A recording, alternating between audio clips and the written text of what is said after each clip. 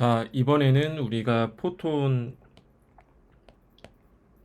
라디에이션에 대한 어떤 연력학에 대해서 배워보도록 하겠습니다. 원래 이 레디에이션에 대해서는 클래시컬한 서모다이나믹스 관점에서 해석을 많이 해죠. 그래서 그거에 대해서 이제 한 번 더 살펴보고요. 이제 대표적으로 이제 레디에이션이니까 플랑크 법칙에 대한 것이 되겠는데, 여기에 이제 레디에이션과 관련된 또 다른 중요한 법칙인 스테판 볼츠만 법칙에 대해서도 우리가 다뤄보려고 합니다. 근데 이게 원래는 클래시컬한 관점에서만 다뤄왔었는데 요거를 조금 더 지금 우리 열에너지 공학 수업의 메인 씀인 마이크로스코픽한 연력학 관점에서도 추가해서 요 레디에이션에 대해서 한번 더 깊은 고찰을 해볼까 합니다. 포톤을 여러분들이 일반 물리에서 어떻게 배웠냐면요. 요 이제 빛의 속도,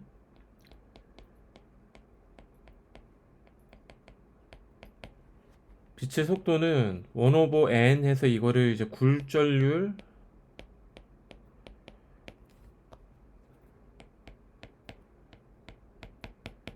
리프렉티브 인덱스 이렇게 부르죠. 리프렉티브 인덱스는 이 유전율과 투자율의 조합에다가 루트를 씌운 거랑 같습니다. 그래서 이게 퍼미티비티 혹은 앞에 일렉트릭 퍼미티비티를 붙이고요. 지로를 붙이면은 이제 진공 혹은 프리 서페이스, 프리 스페이스란 뜻입니다. 그러니까 이게 함의하는 거는 물리적으로 아주 간단하게 빛은 일렉트로 마그네틱 웨이브니까 이 일렉트릭 필드가 어떤 물질 내에 얼마나 잘 투과할 수 있냐. 지금 요거 이제 프리 스페이스, 진공 같은 공간에 얼마나 잘 들어가냐. 그럼 거기에 이제 마그네틱 필드에 매칭이 되는 요 마그네틱 퍼미어빌리티도 달아줘야 되겠죠. 그러니까 마그네틱 필드가 진공이란 공간 혹은 여기 지로가 없으면 일반 머티리얼이라고 보면 됩니다. 그래서 요 머티리얼 안에 얼마나 잘 들어갈 수 있느냐 해서 요거를 이제 컴플렉스를 시키고 루트를 씌우면 굴절률 요렇게 얘기를 합니다. 그래서 원오브 굴절률 하면은 어떤 빛의 속도가 되고요. 요거와 더불어서 이제 세트가 더 있어요. 우리가 조금 더 익숙해져야 되는 세트가 있는데 이제 플랑크가 빛이 이제 파동뿐만 아니라 이제 파동임은 맥스웰이 이제 1800년 중후반에 잘 밝혀냈었고 요게 이제 파동뿐만 아니라 이제 입자의 성질도 동시에 갖고 있다. 요거를 이제 플랑크가 알아낸 거고 그래서 플랑크가 어떤 양자역학의 3파 역할을 했다. 이렇게 평가를 받는 이유이기도 하고요. 그래서 자세히 보면 이제 이 포톤의 에너지는 통상 이렇게 씁니다. 누에 요 프리퀀시에 플랑크 컨스턴트를 도입을 해서 이 아인슈타인이 우리 뒤에 한번 할 건데요. 아인슈타인이 얘기했던 이제 광양자설 되겠고요. 여기 HA 이렇게 봤으면은 2파이로 나눠준 거예요. 그리고 누 대신에 이렇게 오메가로 쓰면은 앵귤러 프리퀀시가 되는 겁니다. 앵귤러 프리퀀시. 앵귤러 프리퀀시는 우리가 알고 있는 누에다가 2파이로 곱해주는 거예요.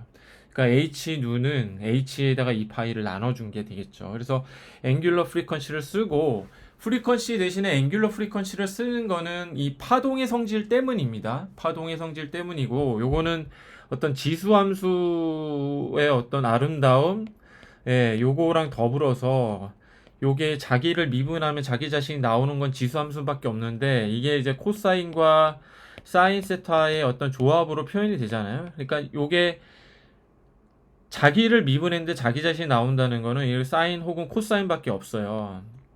파동이란 뜻입니다. 그래서 이거를 표현하기에 적합한 게 이제 이 파이를 도입을 해서이기 때문에 이렇게 앵귤러 프리퀀시를 쓰는 경우가 좀 있고요. 그 다음에 이제 포톤의 모멘텀은 이렇게 플랑크 컨스턴트에 K는 웨이브 벡터입니다. 2파에다 람다를 나눠준 웨이브 벡터를 곱해주면은 요게 이제 포톤의 모멘텀 이렇게 됩니다. 그래서 요 세트를 조합을 하면은 우리가 이제 앵귤러 프리퀀시 오버 웨이브 벡터는 2파이 누 곱하기 람다 오버 2파이 해가지고 결국은 누에다가 람다를 곱한 요게 되고 이게 결국 봤더니 빛의 속도 요 그래서 요런 세트를 잘 익숙하게 알아두실 필요가 있습니다. 이게 여기 요거를 막 자주 왔다 갔다 하거든요. 포톤과 관련된 연력학을 공부할 때. 자, 그러면 이제 복사에 대해서 본격적으로 들어가 보도록 하겠습니다. 그럼 이제 흑채를 먼저 정의를 해야 되죠. 오브젝트, 바디인데 까마타라는 거는 입사되는 모든 빛이, 모든 파장, 모든 스펙트럼의 대역의 빛이 흡수돼서 물체가 까맣게 보인다는 그 의미입니다. 그러면 이제 흡수를 보통 알파라고 하면은 키르요프 법칙에 의해서 에미션 되는 것도 같아야 된다. 근데 이 에미션이 흑체의 온도에 의존한다.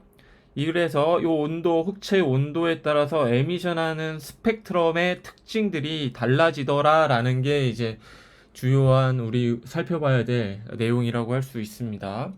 그래서 요게 그 두 가지 중요한 스펙트럼의 특징이 있죠.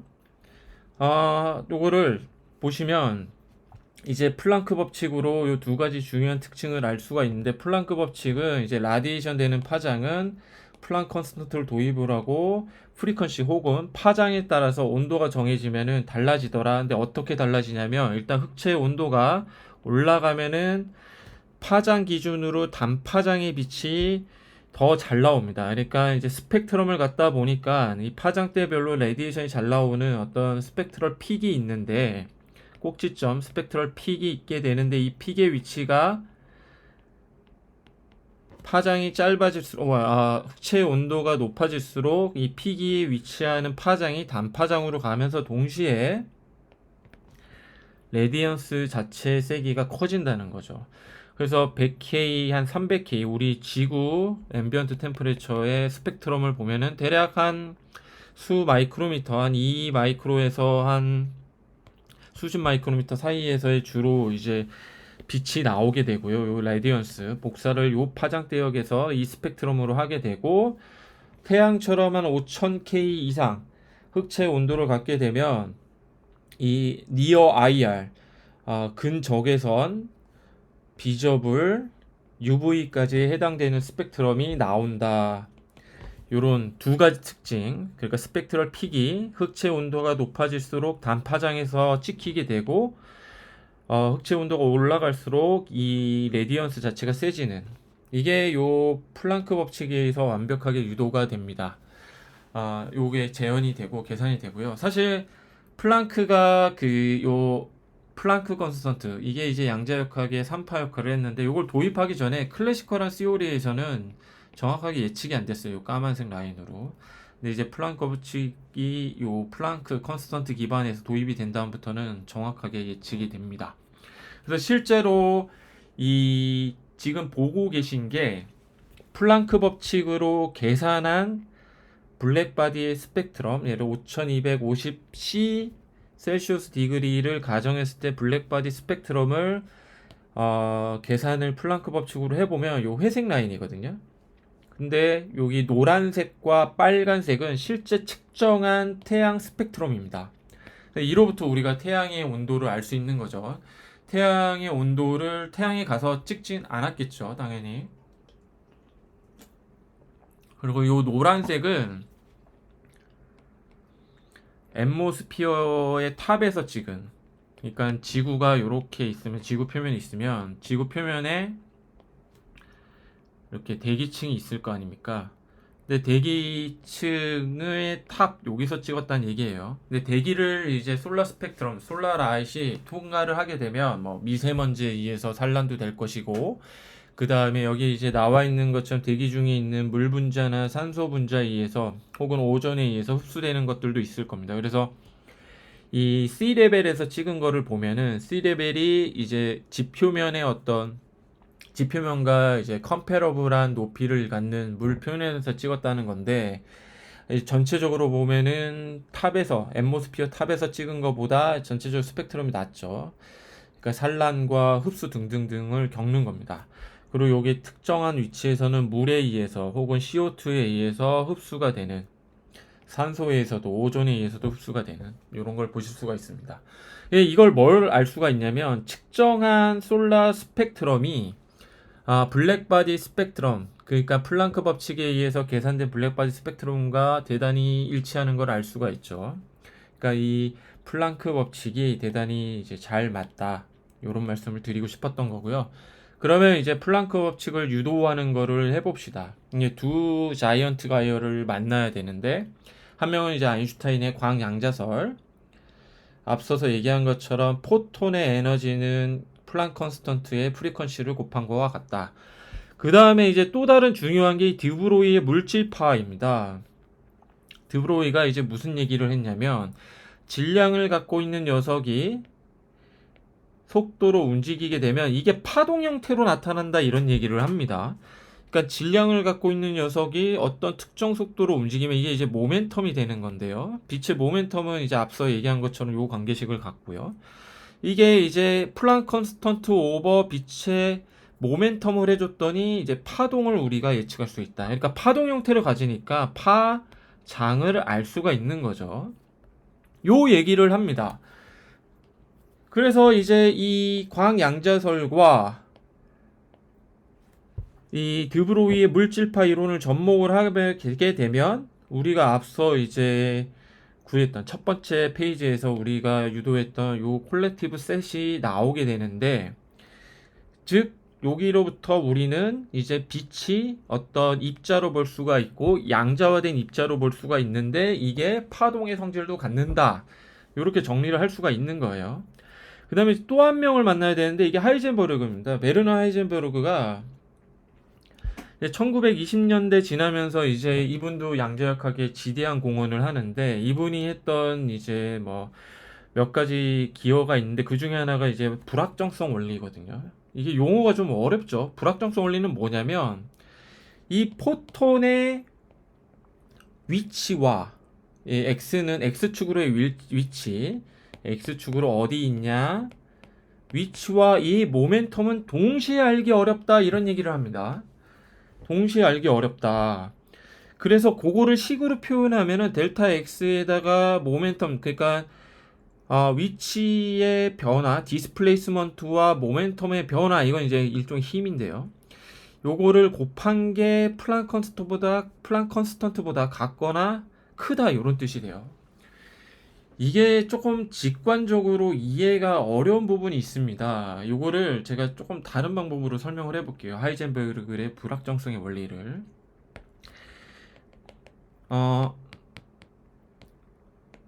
여기를 x축, 그러니까 위치라고 표현을 하고요. 특정 위치에서 파장이 다른 몇 가지 빛을 한번 그려볼게요. 대신에 파동에서 픽의 위치는 요 x0로 고정을 하고, 파장이 다른 파동을 이렇게 믹싱을 해보자고요. 파장이 다른 파동을 이렇게 표현을 지금 하고 있습니다. 뭐 요거보다 파장이 더 짧은 것도 있을 수 있고, 다만 위치는 다 고정하자고요. 이렇게 다 섞여 있을 때 여기서 이제 위치는 동일하고요. 이때 우리는 이 수많은 파동들, 파장이 다른 수많은 파동들의 위치를 지정할 수는 없어요. 여기 있고 여기 있고 여기 있고 다 파동이 지금 쭉 X축에 거쳐서 균일하게 있잖아요. 다만 각각 파동들이 갖고 있는 람다들은 우리가 얘기할 수 있죠.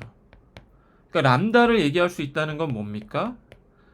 드브로이 물질파 이론에 의해서 모멘텀은 알 수 있어요.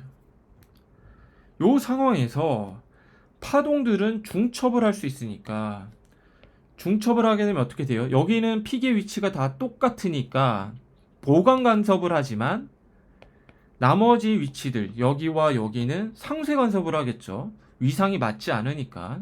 그러니까 요거를 중첩을 시키면 이런 식의 파동이 그려질 겁니다. 중첩된. 이거를 영어로 슈퍼포지션 이렇게 얘기하는데요. 그러면 이 경우에 파동의 위치는 우리가 지정할 수 있어요. x0라고. 근데 요 상태에서 각각 파동의 람다 알 수 있나요? 모르죠. 그럼 모멘텀은 모르는 거예요. 그러니까 이게 불확정성 원리입니다. 요게.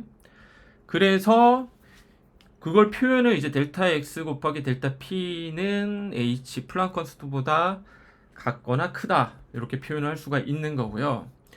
지금 방금 본 거는 하나의 축에 대한 거예요. 하나의 축, 원 디멘전인데 이거를 3디멘전으로 확장을 해야 됩니다. 실제로는 포톤이 어떤 3차원 공간 안에, 그러니까 여기 이제 델타 x, 델타 z, 델타 x, 델타 y로 구성이 된 특정 볼륨을 갖고 있는 캐비티 안에 포톤이 이렇게 있는 상황이니까 요거를 3차원 공간으로 확장을 해야 되고, 델타 x, 델타 y, 델타 z를 곱한 요 공간 3번 곱한 거죠.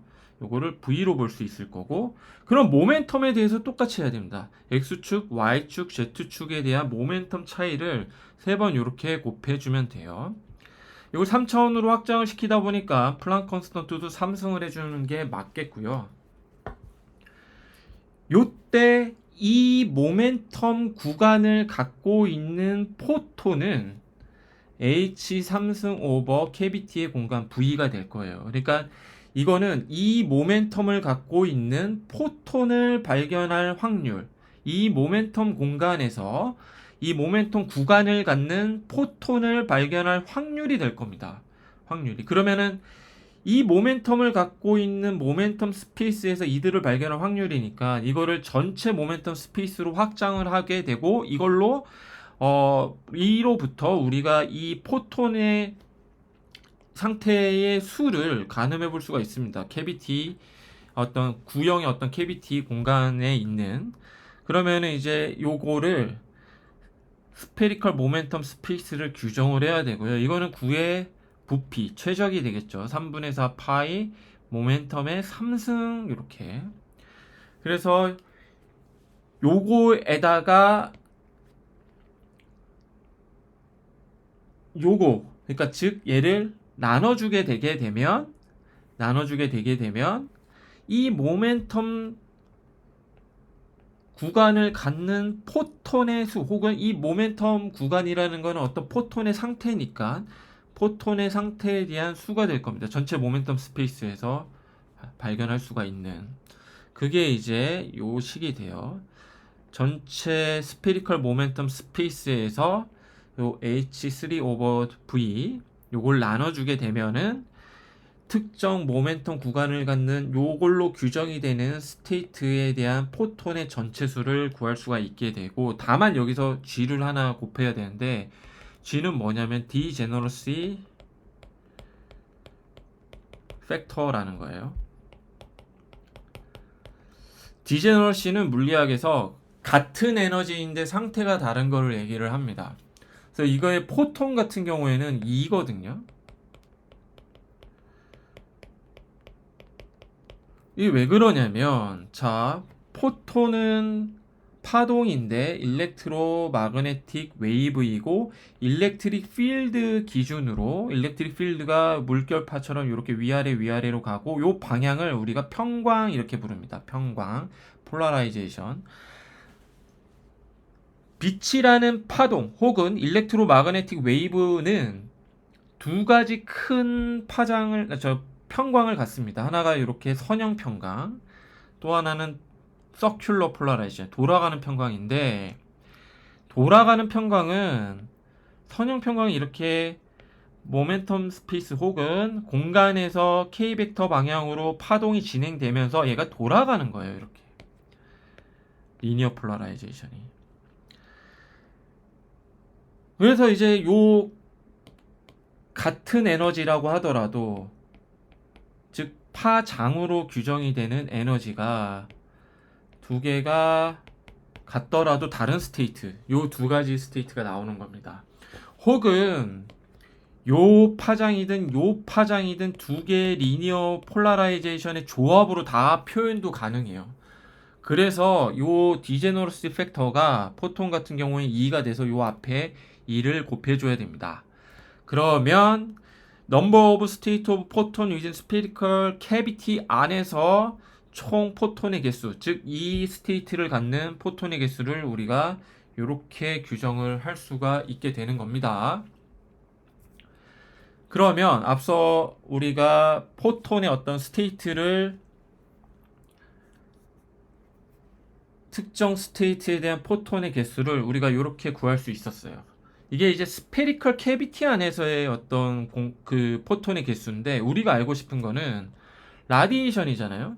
그러면 어떤 스피어로 표현해 볼게요. 스피어에서 특정 방향으로 나가는 레디에이션 요 되는 거에 포톤을 알고 싶은 거거든요. 그러면 우리가 기하학적으로 하나의 개념을 추가로 더 알아야 되는데 이게 바로 스테라디언이라는 겁니다. 요게 뭐냐? 솔리드 앵글 기반한 건데요. 왼쪽 여기가 이제 2D인 서클에 대한 거 1, 여기가 이제 3차원인 스피어 9에 대한 겁니다. 이때 앵글이 있으면 이 앵글과 반지름 사이의 비율이 다시 한번 설명드리겠습니다. 요 반지름과 앵글에 의해서 규정이 된 요 호 S, 그러니까 S 오버 R이 항상 컨스턴트이면 세타에 상관없이 앵글에 상관없이 이걸 우리가 퍼펙트 서클이라고 지칭을 합니다. 완벽한 원이란 뜻이죠. 그래서 이때 호와 반지름의 비율을 세타라고 칭하고 이걸 라디안이라고 부릅니다. 요게 2파이거든요. 요거의 3차원 버전이 솔리드 앵글이라는 거예요. 이게 국문으로는 뭐 입체각 요렇게 표현을 하는데 9의 중심으로부터 반지름이 있을 건데 반지름에 해당이 되는 요 9의 표면적 요걸 A라고 하면 R 스퀘어의 A 오버 R 스퀘어가 되면 이게 항상 컨스턴트란 뜻이죠. 오메가. 이게 되면은 이게 퍼펙트 스피어란 뜻이 되고 이거를 스테라디언 이렇게 부릅니다. 요게 4파이예요. 그러니까 요 우리가 방금 구한 거에 요 9에서의 특정한 방향으로 나가는 라디에이션 되는 포톤의 비율을 어떻게 볼 수 있냐면 요 입체각 솔리드 앵글 스테라디언으로 나눠주면 되는 겁니다. 그래서 요 앞서 구한 거에서 V를 좌변으로 넘긴다 치고 거기에서 4파이로 나눠주게 되면 부피에서 스페리컬한 캐비티에서 특정 방향으로 나가는 포톤의 덴시티 요렇게 되는 거예요. 이걸 구해봤더니 2 오버 3의 누 큐빅 오버 C 큐빅이 나오네요. 자, 이제 끝을 향해 달려가고 있습니다. 그 플랑크 법칙 유도. 자, 방금 이제 우리가 요거를 구했어요. 요거를. 근데 우리는 이제 솔라 스펙트럼을 만약에 본다 그러면 파장대별로 레디언스가 얼마 나오는지를 보고 싶은 거잖아요. 혹은 얘의 원 오브 람다는 누 프리퀀시가 되는 거죠. 그럼 특정 프리퀀시 구간에서 얼마가 나오는지를 보고 싶은 겁니다. 그러면 요거를 누를 요 공간으로 규정을 하고요. 그러면 density of photon 왜냐면 요거를 구할 때 n over v에다가 특정 솔리드 앵글로 나오는 포톤을 봤으니까 여기에다가 요 v 누에서 누 플러스 델타 누 구간 그래서 델타 누를 무한히 작게 누입니다. 누를 무한히 작게 보내면 미분 형태로 쓸 수가 있는 거죠. 그러면 프리퀀시별로 단위 부피당 특정 솔리드 앵글로 얼마의 어떤 포톤의 덴시티가 얼마가 나오느냐를 알 수 있게 되죠. 그러니까 요거를 누로 미분을 한번 치게 되면 2 누 스퀘어 오버 C 큐빅이 되는 겁니다. 네. 이제 그러면 이제 프리퀀시 구간별로 우리가 포톤의 덴시티까지 가늠해 볼 수 있게 됐어요. 즉 특정 솔리드 앵글로 나오는 포톤의 덴시티 특정 프리퀀시 구간에서 그러면 방금 구한 요거를 여기 이제 넣어주고 이 포톤들이 갖고 있는 에너지는 H누가 되고 그 다음에 또 하나가 열 에너지가 존재했을 때 이 포톤들을 특정 열 에너지 매크로 스테이트 규정할 T가 정해졌을 때 이 포톤들을 특정 온도에서 발견할 확률을 하나 더 곱해줘야 되거든요. 그게 이제 보즈 아인슈타인 릴레이션이라는 겁니다. 그게 요 지금 요걸로 표현되는 요거거든요. 그래서 1 오버 익스포넨셜에 이 볼츠만 팩터가 들어가는 걸 아실 수가 있죠. 마이너스 1이 되고 케미컬 포텐셜 텀이 들어가는데 케미컬 포텐셜은 어떤 입자가 들어감으로써 파생이 되는 어떤 추가적인 내부 에너지 변화 혹은 엔트로피의 변화 이렇게 보실 수가 있는데 포톤 같은 경우에 케미컬 포텐셜이 없습니다. 그래서 얘는 무시할 수가 있고 그래서 요거 방금 구한 요거에다가 포톤의 에너지 거기에 이제 특정 온도가 존재할 때 디스트리뷰션이 어떻게 되냐 그거에 따른 프로버빌리티를 곱해주게 되면 우리가 알고 있는 최종 플랑크 법칙이 나와요. 제가 이제 요거를 설명을 하면은 제가 자주 듣는 폼이 어떤 친구가 요 다른 책에서는 요런 폼도 나오고 요런 폼도 쓰여져 있던데요. 이거는 사실 요 하늘색시 기반으로 해서 어떤 상황에 처해 있냐에 따라서 약간씩 모디피케이션을 하는 거라고 보면 됩니다. 그러니까 우리가 지금 구한 거는 드라이빙 하는 과정을 잘 반출을 해보면 이제 포톤이 아니라 에너지가 되죠. 왜냐면 H누로 곱해줬기 때문에. 그래서 유닛 솔리드 앵글 오브 레디언스 인 캐비티에서 나오는 요 스페리컬한 캐비티에서 나오는 특정 온도가 주어졌을 때 나오는 포톤의 에너지를 본 거예요. 포톤의 에너지. 그러니까 예를 들어서 내가 이거를 플럭스로 바꾸고 싶다. 그러면 여기에다 곱하기 C를 해주면 됩니다. 그러면 요런 형태의 식이 되는 거거든요. 요 분모에 C만 곱해 하나 주니까 3승에서 2승으로 줄어드는 형태가 되는 거고 만약에 이제 여기다가 유닛 볼륨당 3D 공간의 유닛 볼륨당 보고 싶다 그러면 여기다가 뭐 예를 들어서 최적을 곱해주면은 또 요런 형태의 식이 될 수도 있는 겁니다. 혹은 이제 면적당 보고 싶다 그러면 4파이 반지름의 스퀘어 그래서 공간에 대한 거를 곱해주고 그러니까 그런 식으로 자꾸 식을 이제 변형을 할 수가 있는 거예요. 혹은 뭐 예를 들어서 어떤 태양광처럼 해가 이제 처음에 떠서 지고 가는 요 공고를 반영하고 싶다. 그럼 파이를 곱해주는 겁니다. 여기 있는 것처럼. 네. 그러니까 요 상황에 맞춰서 식이 약간씩 변형이 될 수가 있습니다. 근데 우리는 어떤 에너지 변화 효율을 계산할 때 주로 플럭스로 볼 거기 때문에 요 폼을 더 자주 다루게 될 거예요. 그리고 앞선 페이지 우리 요 플랑크 법칙 시작할 때 페이지에 있었던 요 식도 이 플럭스 기반한 거라고 보시면 됩니다. 이 플럭스 기반한 거가 됩니다. 그러니까 단위 면적당, 단위 시간당, 그 다음에 이제 어떤 솔리드 앵글당 나오는 파워 이렇게 되는 겁니다.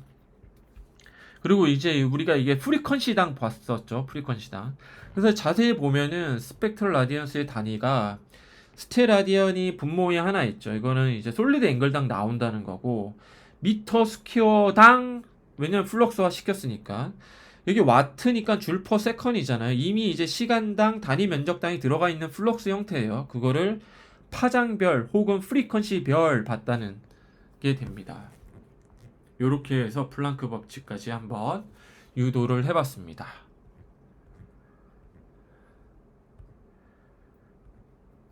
그래서 이거를 사실 식이 이렇게 복잡하잖아요. 그래서 요 프리퀀시별로 하나하나 다 계산을 해볼 수가 있는데 뭐 계산을 해가지고 프리퀀시별 또는 파장별 요거를 1 오버 람다로 바꿔주면은 우리가 프리퀀시가 아니라 파장별로도 계산할 수가 있죠. 레디언스 얼마냐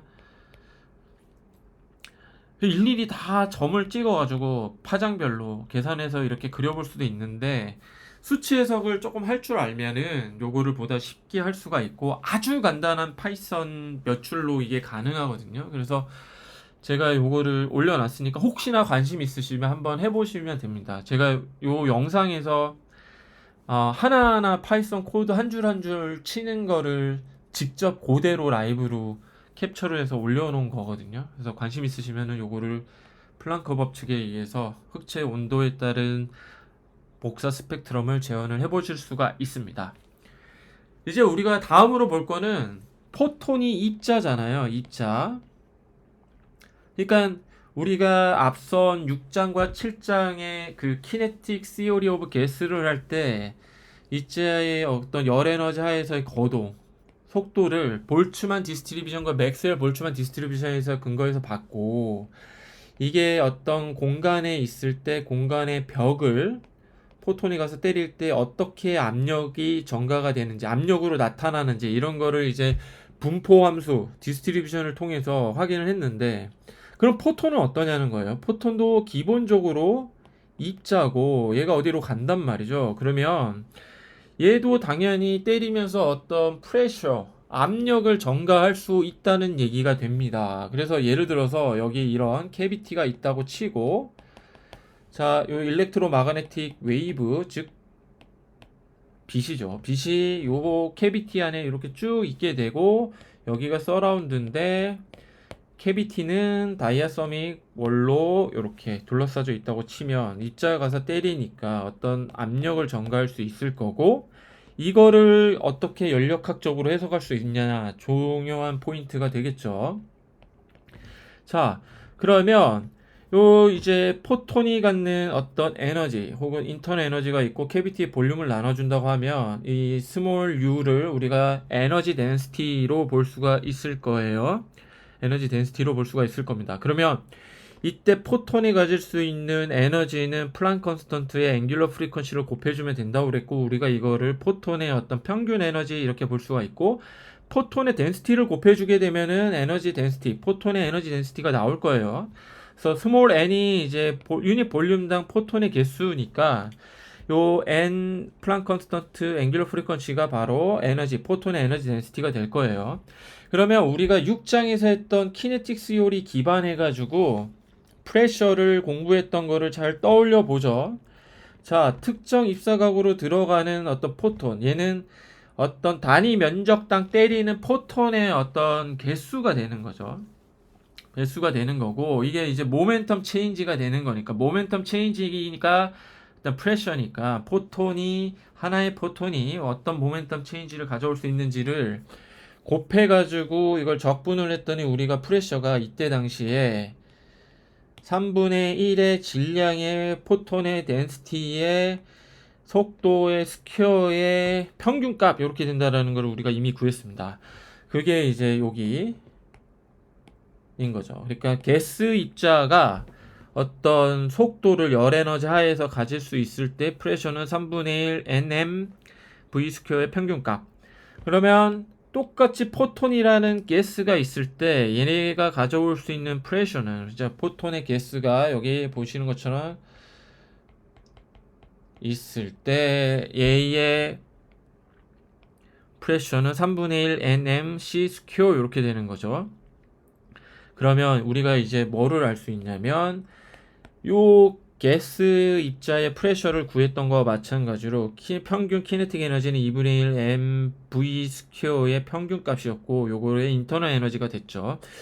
요거가 인터널 에너지를 표현한 겁니다. 스몰 u가 아니라 그냥 u를 썼어야 되는데, 그렇게 되면은 상관없습니다. 스몰 u로 안 쓰고 빅 u로 안 쓰더라도 얘가 그냥 에너지 덴시티가 되는 거죠. 입자 당이니까. 그러면 여기에서 요 m과 v 스퀘어를 우리가 치환할 수가 있죠. 요거를 왜? 이 u니까 요거를 여기 넣으면은 프레셔는 3분의 2의 u 이렇게 에너지 덴시티가 되는 겁니다. 비슷한 거를 포톤에서 할 수가 있어요. 다만 이때 포톤의 에너지는 아인슈타인이 잘 밝혀냈듯이 mc 스퀘어입니다. mc 스퀘어예요. 그러니까 2분의 1이 안 붙죠. 2분의 1이 안 붙습니다. 요게 포톤의 에너지가 되고 2분의 1이 안 붙어요. 그래가지고 요거를 그냥 3P로 치환을 할 수가 있는 거죠. 3 요게 U니까 3P가 아니라 그냥 U로 치환이 되니까 3분의 1 U 이렇게 됩니다. 그러니까 팩터 오브 2가 안 붙는 거는 지금 키네틱 에너지일 때는 2분의 1 mv 스퀘어였지만 포톤 같은 경우에 그냥 가스 파티클 같은 경우에 키네틱 에너지가 2분의 1 mv 스퀘어였지만 포톤 같은 경우에는 그게 그냥 mc 스퀘어이기 때문이에요. 그래서 요렇게 얻어지더라. 이게 이제 포톤이 요 벽에 부딪혀서 낼 수 있는 프레셔가 됩니다. 그러니까 이제 포톤이 레디에이션으로 나오게 되면은 이게 일종의 복사압, 레디티브 어떤 프레셔가 되는 거죠. 그래서 요거를 이제 앞서서 했던 것처럼 이렇게 일반적인 가스 파티클과 포톤으로 비교를 해보게 되면 요 레디에이션에 의해서 어떤 포톤이 나왔을 때 그 포톤이 갖는 프레셔, 레디에이션 프레셔는 즉 일렉트로마그네틱 웨이브의 레디에이션으로부터 파생되는 압력은 3분의 1 U가 되고 얘는 그냥 가스 입자 같은 경우에 3분의 2의 U가 되는 거고 그러면 이제 플럭스도 가늠해 볼 수가 있습니다. 그래서 우리 지난 6-4장에서 프레셔 죄송합니다. 키네틱 시오리를 했던 거를 잘 떠올려 보면 우리가 요 포톤의 어떤 벽에 부딪히는 포톤의 개수로부터 마찬가지로 플럭스를 우리가 구해낼 수가 있었어요. 그래서 그때 이제 플럭스는 4분의 1의 가스 파티클의 덴시티의 속도 이렇게 됐었거든요. 그래서 그냥 가스 파티클 같은 경우에는 플럭스가 덴시티, 파티클 덴시티에다가 속도, 평균 속도를 곱한 거에 4분의 1이었는데 그런 이제 포톤의 플럭스는 어떻게 되냐? 마찬가지가 되겠죠. 여기 평균 속도를 빛의 속도로만 바꿔주면 되는 겁니다. 그러면 에너지 덴시티는 인터널 에너지 전체를 이제 부피당 인터널 에너지 전체로 볼 수가 있게 되고 여기 앞서 봤던 것처럼 n 플랑크 컨스턴트의 앵귤러 프리퀀시가 되게 되는데 이때 이제 포스는 요 플럭스에다가 에너지를 곱해 준 게 되겠죠. 그래서 요거를 여기 갖다 두고 요 관계식을 이용을 하게 되면 포스 즉 파워 인스턴트 퍼 유닛 에어리어 오브 캐비티 월의 포톤의 존재 때문에 전가가 되는 파워는 4분의 1의 에너지 덴시티의 빛의 속도 곱한 게 됩니다. 그러니까 요게 되고 요게 선속 요렇게 되니까 요런 관계식 우리가 유도를 해낼 수가 있게 되는 겁니다. 그래서 우리가 지금 방금 구한 요 파워가 스테판 볼츠만 법칙을 유도하는데 그대로 이제 접목이 돼요. 그래서 그 스테판 볼츠만 법칙으로 넘어가기 전에 요 잠깐 다시 한번 의미를 되새겨 보면 라디에이션이든 혹은 기타 다른 이유에서든 아무튼 이제 포톤이 가스 형태로 이제 있게 되게 되는데 수많은 입자들이 있게 되는데 얘네들이 나와서 벽을 때리게 되면은 압력 혹은 포스, 파워를 전가시킬 수 있다는 거죠. 일반 가스 파티클처럼. 그러니까 뭐 고무풍선에 우리가 가스를 불어넣고 이렇게 누르게 되면 압력을 느낄 수 있잖아요. 그때 압력이 이제 우리가 이렇게 된다라고 배웠던 건데 포톤도 마찬가지라는 거죠. 포톤도 마찬가지라는 겁니다. 그리고 그거의 파워를 우리가 요 식을 통해서 알 수 있게 된 겁니다. 압력이 포톤에 의해서도 존재를 할 수 있더라. 자, 그러면 이제 본격적으로 스테판 볼츠만 법칙을 유도를 한번 해보겠습니다. 1법칙으로부터 시작을 할 거고요. 그래서 인터널 에너지는 Q 플러스 W 이렇게 되고 우리가 만약에 가역적이다, 시스템이 가역적이다 그러면 Q 뭐 이렇게 배웠잖아요. 이렇게 요게 이제 이꼴이다 그러면은 가역적이다 이렇게 볼 수가 있는 거죠. 이게 중요한 의미를 갖고 있습니다. 이게 이제 하이드로스태틱 이퀘이션에서 워크라는 액티비티, 그러니까 에너지 인 트랜짓이 이그젝 디퍼런셜로 못 쓰죠. 하지만 이렇게 상태 함수를 규정하는 매크로스코픽한 파라미터인 P와 V로 이렇게 설명이 됐잖아요. 마찬가지로 서멀 에너지 인 트랜짓이라서 이그젝 디퍼런셜을 못 쓰게 되고, 또 실험적으로 Q랑 W를 직접 측정하는 게 용이하지 않는데 이거를 스테이트 펑션을 구성하는 파라미터들로 바꿀 수 있다는 겁니다. 그러니까 이 엔트로피도 이그젝 디퍼런셜을 쓸 수 있는 거는 스테이트이기 때문이에요. 액티비티가 아니라.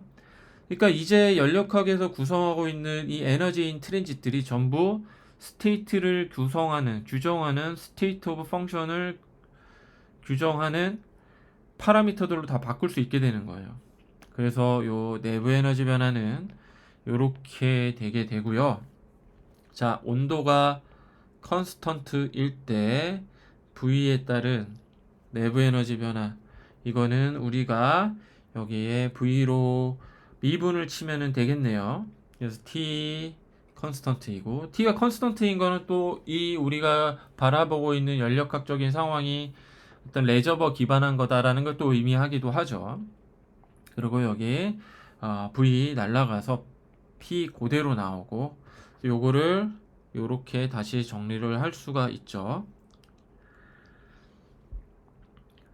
요 상황에서 U는 에너지 덴시티의 덴시티니까 V를 곱해주면 되고, U 역시 이렇게 V로 데리베티브를 다음과 같이 구할 수가 있습니다. 그러면 요 경우에는 U만 남게 되는데, 이게 줄 익스펜션에서 봤던 것처럼 얘는 그냥 없어요. 그렇기 때문에 U만 이렇게 나오더라. 그래서 지금까지 구한 요 관계식들을 이용을 해서 앞서 구했던 P는 포톤의 어떤 프레셔는 3분의 1 U, 그리고 요거를 한번 T로 데리베티브를 이렇게 구하게 된 거를 여기 넣고 식을 다시 정리를 하게 되면, 에너지 덴시티 3는 3분의 1 T에 U의 T에 대한 데리베티브로의 마이너스 3분의 1 U를 빼준 거랑 같습니다. 그래서 양변에 3을 곱해주면은 식이 이렇게 정리가 되거든요. 다시. 그래서 U를 좌변으로 넘기게 되면 for U는 T의 에너지 덴시티를 T로 컨스턴트 V 상황에서 데리베티브를 친게 됩니다. 그럼 이미 벌써 뭐 이렇게 나오게 되죠. 눈치가 약간 빠르시면은 이거에다가 인테그레이션을 치고 하면은 내추럴 로그로 빠져나오면서 t의 4승분이 나오게 될 것 같은 느낌을 좀 받으실 수 있을 겁니다. 그래서 요 상황에서 for u equal t의 du dt 컨스턴트 v에서 t를 좌변으로, 요것도 좌변으로 넘기게 되면은 t에 대한 걸로 묶을 수가 있고, u를 우변으로 넘기게 되면 u에 대한 걸로 묶을 수가 있죠. 그래서 인테그레이션을 취하게 되면은 여기 이제 내추럴 로그로 t가 나오게 되면서 4승이 요 t의 4승으로 올라가게 되죠. u는 내추럴 로그로 마찬가지로 나왔는데 요게 빠져나오면서 에너지 덴시티는 요게 이제 t의 4승에 비례하게 되고, 개수를 넣어줘서 이 꼴이 되며, 이 개수가 그 유명한 뭐가 되는 겁니까? 스테판 볼츠만 컨스턴트가 됩니다. 이게 구해지면 요거는 이제 그냥 에너지 덴시티잖아요. 근데 우리가 알고 싶은 거는 이제 레디에이티브 파워니까, 파워는 앞서 구했던 것처럼 여기다가 4분의 C 곱해주게 되면 되게 되죠. 그래서 여기 4분의 1 C를 4분의 1 C를 곱해주고 4승 그대로 남겨두고요. 그래서 요게 스테판 볼츠만 컨스턴트인 시그마가 됩니다. 그러니까 이게 결론적으로 스테판 볼츠만 컨스턴트는 유닛 에어리어, 캐비티의 유닛 에어리어당 포톤의 존재 때문에 가지는 포톤의 어떤 파워, 입사되는 파워가 되게 되고요. 그래서 스테판 볼츠만 컨스턴트를, 이것도 사실은 그 구하는 마이크로스코픽한 관계식이 있는데 이번 수업에서는 거기까지는 안 할 거고요. 그게 이제 대략 요 5.67 곱하기 10의 마이너스 8승 이렇게 됩니다. 아, 원래 이제 스테판 볼츠만 법칙은 어떤 라디에이티브 파워가 실험적으로 어떤 선험적인 경험에 의해서 T의 4승에 비례하고 요게 이제 어떤 계수 도입으로 그게 이제 스테판 볼츠만 컨스턴트인데요. 이 꼴이 된다는 거를 이제 1800년대 후반쯤에 이제 사람들이 선험적으로 알고 있었어요. 근데 이제 후에 볼츠만이 이제 양자역학의 3파 역할을 하게 되면서 양자역학의 태동을 하게 되고 우리가 앞서 배웠던 이제 뭐 광양자설, 드브로이, 물질파 등등등을 대입을 해서 우리가 봤더니 지금 우리가 해왔던 과정들이 요런 키네틱 시오리 기반한 마이크로스코픽한 서머다이나믹스 이론들로 입자의 거동을 특정 온도가 주어졌을 때 이해를 했고 요거부터 유도를 해도 마찬가지 결과가 나왔던 겁니다. 이게 앞선 플랑크 법칙도 마찬가지였어요. 앞선 플랑크 법칙도 사실 플랑크가 그 플랑크 법칙을 처음에 유도를 했을 때는 제가 방금 소개해드린 시오리 기반들 조합을 해서 유도했던 게 아니었습니다. 예. 근데 그 후에 이제 광양자설, 드브로이의 물질파, 하이젠베르그의 불확정성의 원리, 보즈 아인슈타인의 어떤 관계식 요런 것들이 후에 발표가 된 거고 그것들을 조합을 해서도 플랑크 법칙이 그대로 나온다는 거죠. 그러니까 그 이론들도 다 맞고 플랑크 법칙도 잘 맞는다. 정확한 이론이다라는 거를 다시 한번 느낄 수가 있는 거고 이때도 실험 물리학자들이 이렇게 선험적으로 알아내는 것들을 키네틱 시오리 기반한 어떤 마이크로스코픽한 연력학적인 지식들이 1900년 후반대에 이렇게 쭉 나오게 되면서 얘네들을 가지고도 봤더니 똑같이 나온다. 그러니까 이 키네틱 시오리도 굉장히 리고러스한 시오리이면서 요 스테판 볼츠만 법칙도 리고러스한 시오리라는 뜻이 되겠죠. 포톤에 의한 복사압을 이용하는 재밌는 예가 있어가지고 제가 하나 소개를 해드리려고 하거든요. 이게 이제 스타샷 그 라이스 에일링 프로젝트라고 해서 지금 칼텍과 나사에서 하는 건데, 요 프로젝트의 목적은 그겁니다. 우리 지구와 유사한 행성을 다른 은하계에서도 찾을 수가 있냐. 그 되게 궁금한 문제잖아요. 적어도 우리 태양계에는 없는 것 같아요. 그럼 다른 행성 시스템에서는 과연 있을까? 근데 이게 현실적으로 수십 년 동안 보이저호가 가도 우리 아직 태양계에 이제 명왕성, 천왕성 뭐 여기까지 가고 있는데 언제 그거를 이제 밝혀내냐는 거죠. 항상 그 외계인의 존재는 궁금하고. 지금 뭐 우리 인류가 만들 수 있는 가장 거대한 로켓인 스타쉽 우주선으로 쏘아서 그게 성공적으로 발사가 되더라도 화성까지 가는데 6개월입니다. 그러니까 이거를 보다 효율적으로 할 수 없냐. 그래, 행성을 탐색할 수 있는 그 우주체를 어떤 빛의 속도로 굉장히 효율적으로 보낼 수 있는 방법은 없냐. 그래서 사람들이 최근에 2016년도에 그 칼텍의 스타샷 라이세일링 프로젝트를 런칭을 했고, 요게 이제 복사압을 이용하는 그러니까 연처럼 생긴 우주체에다가 빛을 강하게 때려주고 거기서부터 파생이 되는 압으로 빛의 속도로 요 우주체를 보내겠다는 프로젝트이거든요. 제가 그 영상을 하나 준비를 해왔는데요. 한번 보시죠. 지금 인공위성으로 쌓아 올려서 연 모양의 이 우주체를 이렇게 우주 행성 근처에 저희 지구 근처에 이렇게 띄워놓고요. 여기서 강력한 레이저로 발사를 해서 이 우주체를 맞추는 겁니다. 그러면 엄청난 양의 포톤들이 가서 때리게 되겠죠. 지금 보시는 것처럼. 그럼 엄청난 양의 어떤 복사압이 생성이 될 수가 있고 이거를 우주로 보내게 되는 거죠. 이거 프락시마 프로젝트라고도 해요. 그래서 우리 근처에 어떤 우리랑 유사한 환경을 갖고 있는 행성이 없을까? 이렇게 되면 굉장히 빠른 속도로 날아갈 수가 있어요. 그래서 다른 그 행성 체계, 은하계 이런 데로 이제 이거를 보낼 수가 있게 되는 거죠. 상당히 이제 재밌고 익사이팅한 프로젝트가 될 겁니다. 이렇게 가면은 이제 다른 은하계 혹은 태양 저기 행성 시스템에서 태양과 같은 게 있고 이런 지구와 같은 게 있지 않을까. 그러면 이렇게 보내면서 촬영을 해서 우리에게 이제 보내줄 수 있는 거죠.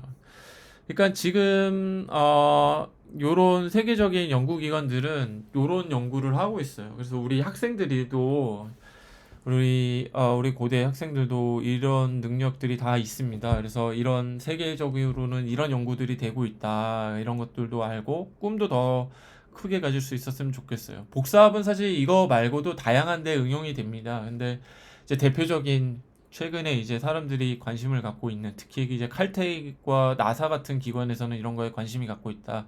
이걸 소개시켜 드리고 싶어서 제가 가져왔고요.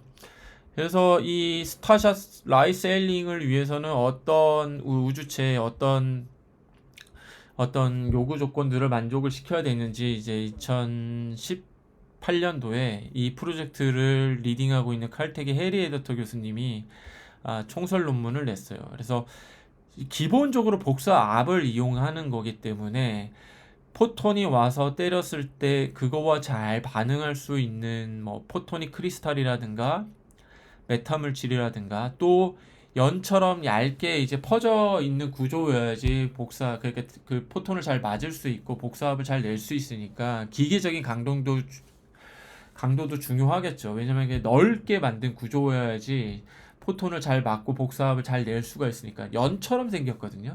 그러니까 거기에 어떤 기계적인 강도들이 좀 필요할까 이런 것들 잘 정리했습니다. 그래서 관심 있는 친구들은 이 논문을 한번 봤으면 좋겠습니다. 이렇게 해서 어떤 포톤과 라디에이션 이와 관련된 클래시컬한 혹은 마이크로스코픽한 연력학에 대해서 같이 공부해 봤습니다.